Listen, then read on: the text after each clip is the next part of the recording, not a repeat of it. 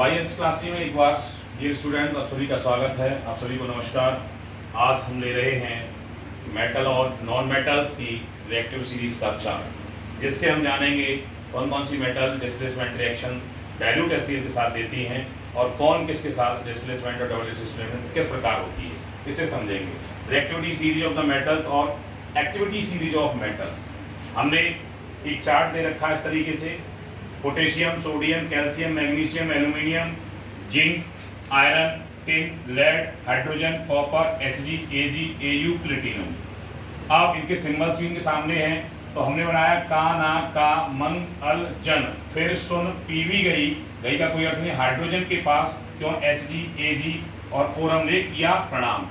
अब का से पोटेशियम, ना से सोडियम, कैल्शियम का सिंबल का है कैल्शियम, मग से मैग्नीशियम, अल से एल्यूमिनियम, जन से जिंक, फिर से आयरन, एसएन सुन से टिन, पीवी गई का कोई अर्थ नहीं, पीवी से PB lead, hydrogen H symbol hydrogen, क्यों से copper Hg same, Ag same, Au same और प्रणाम को हमने Pt से जोड़ा है प्रणाम।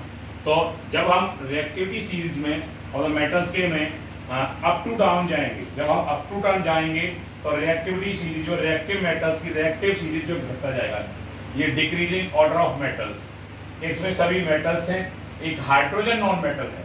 हाइड्रोजन नॉन मेटल होते हुए भी कॉपर Hg से भी हाईली रिएक्टिव है। तो जब हम हाइड्रोजन किसी भी डाइल्यूट सल्फ्यूरिक एसिड से कॉपर प्लस Hg या Ag या कोरम या प्लेटिनम की रिएक्शन कराएंगे तो वहाँ नो रिएक्शन आएगा, क्योंकि डाइल्यूट HCl से आप डाइल्यूट एसिड से रिएक्ट डिस्प्लेसमेंट रिएक्शन नहीं दे पाएगी। क्यों नहीं दे पाएगी?